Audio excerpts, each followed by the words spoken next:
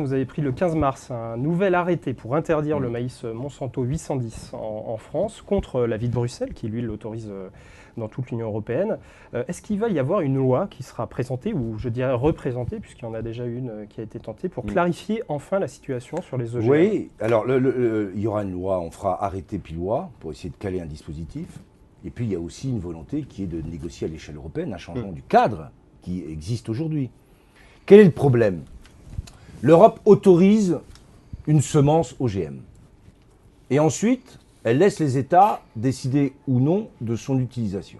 Il y a beaucoup d'États, une majorité d'États aujourd'hui, qui n'utilisent pas d'OGM. Celui qui en utilise le plus, c'est l'Espagne. Et il y a des OGM, du 810, de Monsanto, en Espagne. Seul pays avec peut-être un peu le Portugal. Donc il y a très peu d'États qui ont recours aux OGM, aujourd'hui, dans l'Europe. Mais on renvoie aux États.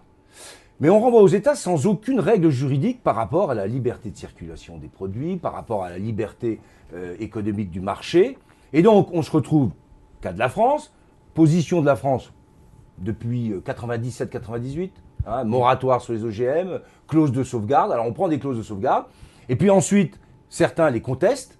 Et juridiquement, comme il n'y a aucune base, eh bien, la clause de sauvegarde tombe. Et on est obligé de reprendre des arrêtés. Une loi quand? Parce que cet arrêté, il n'est pas éternel. Donc, il n'est pas éternel, non. Il y aura une loi, il y a eu un débat qui avait commencé au Sénat et qui a été stoppé ou arrêté, puisque à 2 voix près, on n'a pas pu faire adopter cette loi au Sénat. Donc ça va revenir à l'Assemblée nationale. Et puis deuxièmement, je le dis, le cadre européen.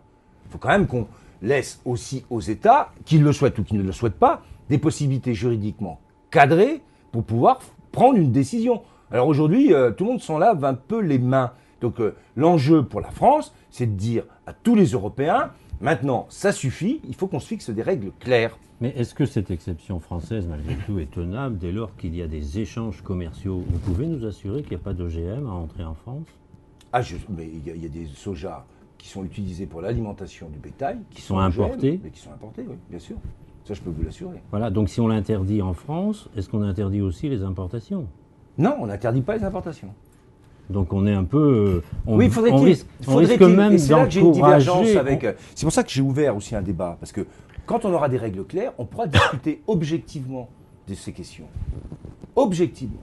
Savoir quels sont les intérêts qu'on a à utiliser ou pas des OGM. Là, on laisse penser que, par exemple, sur la question du soja, pour développer de la des protéines fourragères en France de manière compétitive, il faut utiliser des OGM. Ben, je vous le dis franchement, aujourd'hui, je suis capable de dire que économiquement, je ne vois pas où ça se situe. Pourquoi? Parce que ce qu'on constate, c'est que dans les pays qui les ont utilisés depuis longtemps, en particulier sur les OGM résistantes aux herbicides, c'est qu'au début, les premières années, ça va.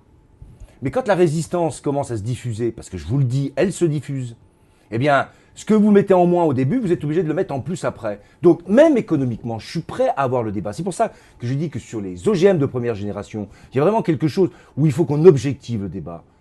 Et que s'il y a eu des résistances en Europe, elles étaient justifiées. Justifiées. Et qu'on ne peut pas dire, si on n'utilise pas les OGM, on n'est pas compétitif. La question du soja, c'est autre chose.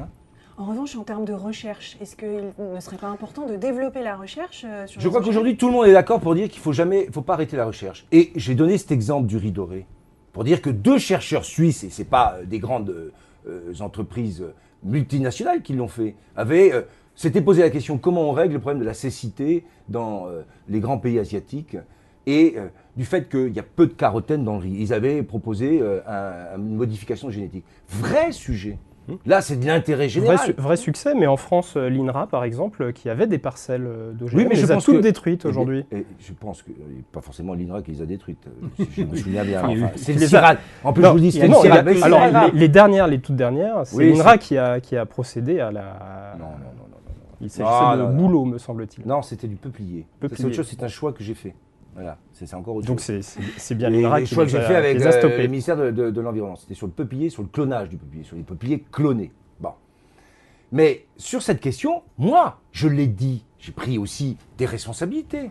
Il y a un débat qu'il faut organiser pour que les OGM ne soient pas imposés uniquement par ceux qui ont intérêt à les vendre, mais qu'on ait un débat sur l'intérêt général qui peut être celui ou pas d'utiliser des organismes génétiquement modifiés. Et c'est là que le cadre juridique à l'échelle européenne doit changer. Parce que là, on a un cadre qui n'est pas propice à ces débats.